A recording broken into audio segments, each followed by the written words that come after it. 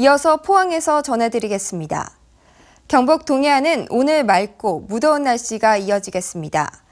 경주가 폭염주의보가 발령된 가운데 낮 최고 기온이 34도까지 오르겠고 포항이 30도, 영덕 31도, 울진 25도로 예상됩니다. 자외선 지수도 매우 높은 단계까지 올라 야외 활동에 주의해야 합니다. 바다의 물결은 동해 중부에서 2.5m, 동해 남부에서는 0.5에서 2m 높이로 예상됩니다. 문재인 대통령이 가동 중단을 약속했던 월성 원전 1호기에서 어제 원자로가 돌발 정지하는 고장이 발생했습니다. 월성 1호기는 지난해에도 안전정지 개통 밸브와 냉각제 압력 조절 밸브에 이상이 발생했는데 수명이 연장된 노후 원전을 조속히 폐쇄해야 한다는 목소리가 나오고 있습니다. 김영일 기자가 보도합니다. 월성 원전 1호기 원자로가 어제 오후 3시 20분쯤 돌발 정지했습니다. 월성 원전 1호기를 계획 예방 정비하기 위해 출력을 서서히 줄이는 과정에서 발생했는데 한수원은 방사능 누출은 없다고 밝혔습니다. 한수원은 원자로 출력을 줄이면서 발전기로 외부 전력을 끌어오는 과정에서 전력 계통에 이상이 발생한 것으로 추정하고 정확한 원인을 찾고 있습니다.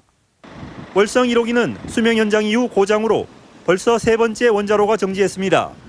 재가동을 시작한 지 불과 1년도 되지 않아 안전정지 개통 밸브에 이상이 발생했고 2개월 뒤 냉각제 압력 조절 밸브도 문제가 발생했습니다.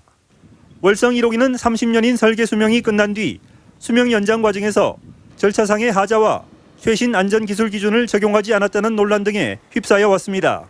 심사 과정에서도 드러났지만 최신 기술 기준을 적용을 안 했던 거고 다른 시스템들이 노후됐기 때문에 돌아가면서 고장이 나는 거죠. 빨리 이거를 폐쇄하는 것이 정답 아니냐.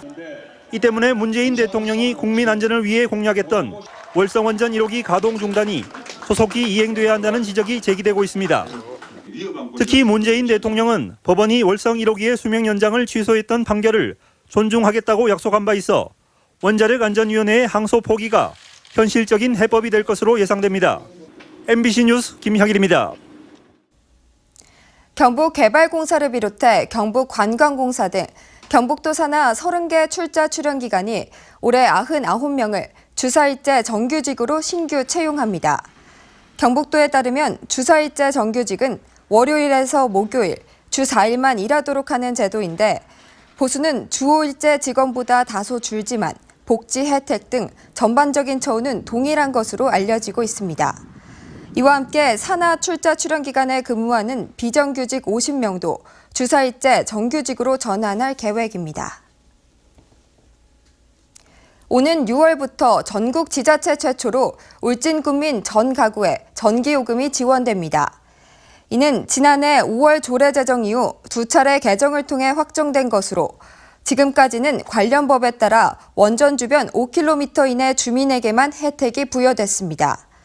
울진읍과 북면은 현재 50% 지원해서 6월에는 75%로 상향되며 내년부터 100%, 나머지 지역은 6월부터 50%, 내년 75%, 2019년부터 100% 지원받게 됩니다.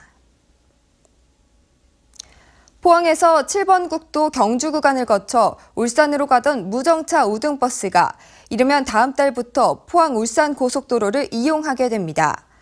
이렇게 되면 거리는 큰 차이가 없으나 시간은 20분 정도 단축됩니다. 포항 울산 고속도로 노선은 남포항 IC와 남경주 IC를 거쳐 운행하게 되는데 앞으로 전면 고속도로를 운행하게 되면 시간은 더 단축됩니다. 포스코 ICT는 기존 건물과 공장 지붕을 활용해 1메가와트급 소용량 발전 사업을 추진합니다.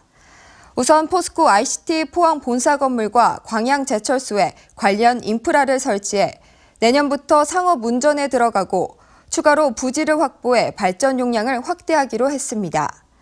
소용량 발전의 경우 대용량에 비해 정부의 인센티브가 많고 부지 확보와 인허가의 어려움도 적어 전체 태양광의 80% 정도를 차지하고 있습니다.